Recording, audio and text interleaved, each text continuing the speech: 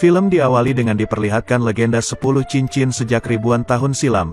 Konon katanya pemilik 10 cincin itu akan memiliki kekuatan yang luar biasa serta dijanjikan keabadian. Seorang pria bernama Wenwo adalah lelaki beruntung yang berhasil mengumpulkan ke-10 cincin tersebut.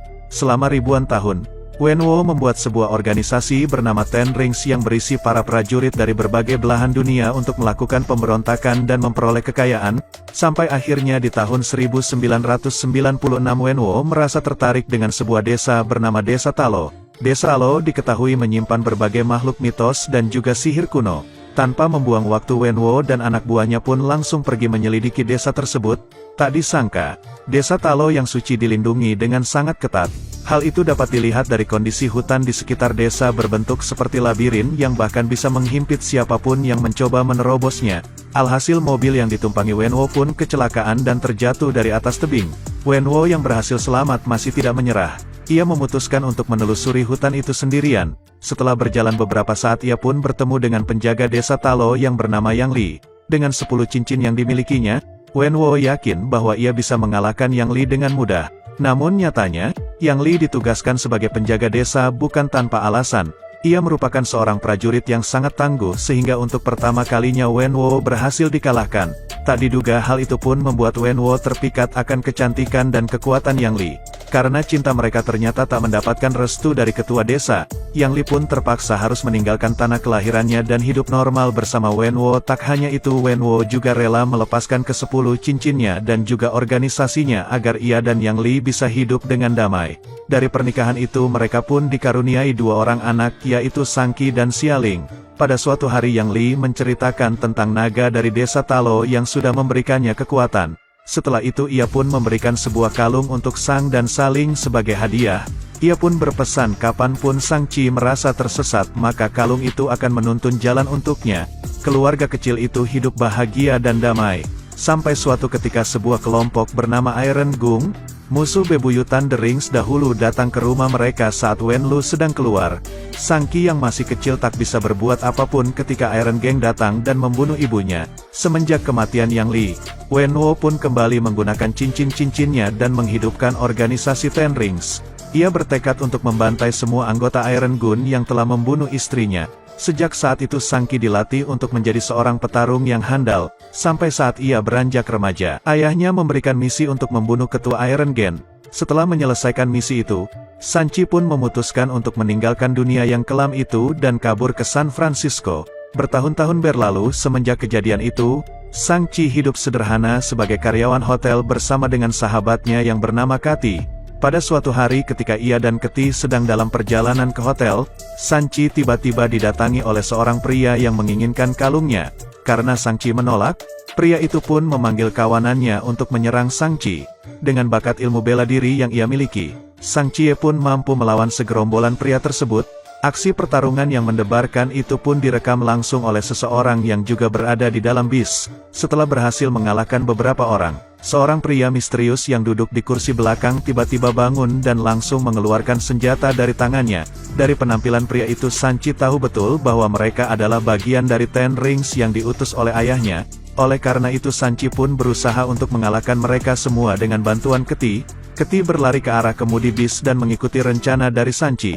Berkat kerjasama mereka, Sang Qi dan Kati pun berhasil mengalahkan para anggota Ten Rings. Namun sayangnya tanpa disadari anggota Ten Rings berhasil merebut kalung dari Sang Qi.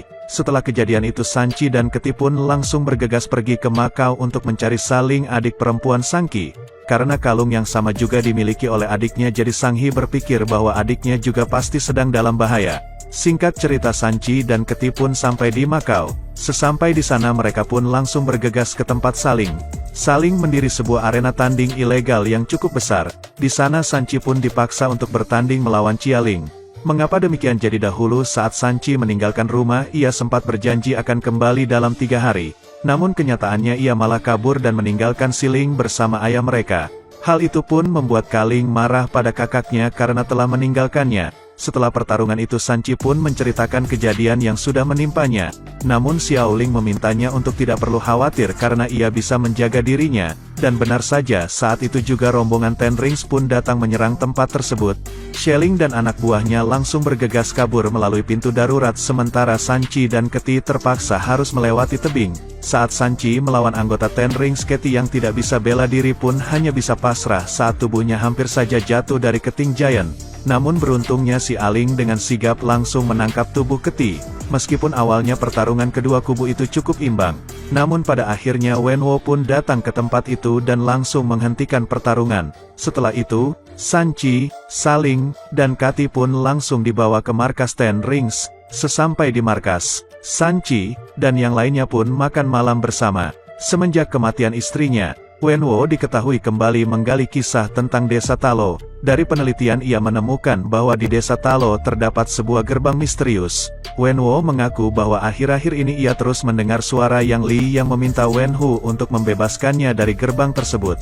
Nah, karena Sanchi dan Saling tidak percaya pada perkataan ayahnya, maka Wenwo pun menunjukkan bukti dengan menggunakan kedua kalung dan patung naga. Setelah memasang kedua kalung itu di tasang naga, semburan air pun tiba-tiba muncul dan membentuk sebuah peta letak gerbang misterius.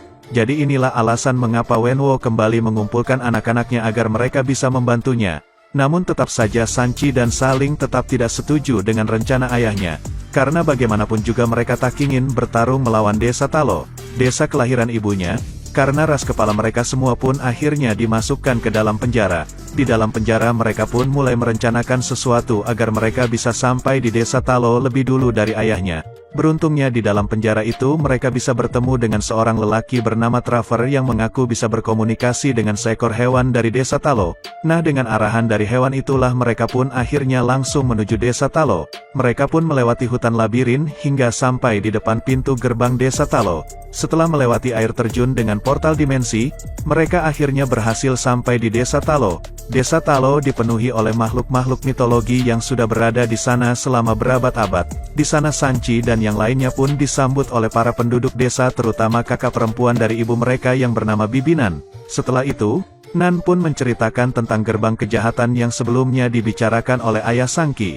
Gerbang itu sebenar adalah penjara untuk makhluk mitologi kuno yang sangat kejam dan berniat menghancurkan semesta. Nah, para penduduk Talo adalah orang-orang terpilih yang dipercaya untuk menjaga gerbang tersebut. Namun kini ayah Sanchi telah terpengaruh oleh makhluk di sana dengan berpura-pura sebagai Yang Li.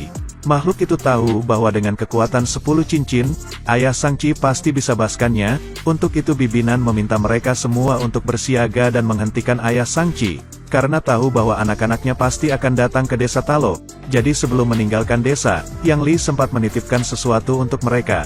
Hadiah dari Yang Li untuk anak-anaknya ternyata adalah sepasang baju khas desa Talo. Sebelum peperangan dimulai, Sanchi, Saling, dan Keti pun berlatih bela diri ala desa Talo. Keesokan harinya rombongan Ten Rings dan Wenwo pun tiba di desa Talo. Tak ingin membuang waktu, Wenwo pun langsung memerintahkan anak buahnya untuk berperang. Dalam peperangan itu, Sanchi harus berhadapan langsung dengan ayahnya. Wenwo merasa kecewa karena putranya yang ia latih kini malah menggunakan kekuatannya untuk membunuhnya. Hal itu buat Wenwo sangat marah dan langsung menyerang Sanchi dengan ke-10 cincinnya. Karena hal itu Sanchi pun terlempar ke dalam danau dan akhirnya tenggelam. Setelah mengalahkan putranya, Wenwo pun berjalan mendekati gerbang kegelapan dan langsung menghancurkan gerbang tersebut. Satu persatu burung-burung penghisap jiwa pun mulai terbebas. Sebelum makhluk mengerikan lainnya keluar, Bibinan pun menginstruksikan kepada para anggota Ten Rings untuk bersatu dengan mereka. Setelah melihat keganasan burung itu, para anggota Ten Rings pun akhirnya memutuskan untuk bergabung dengan pasukan desa Talo. Burung-burung penghisap jiwa pun mulai semakin banyak.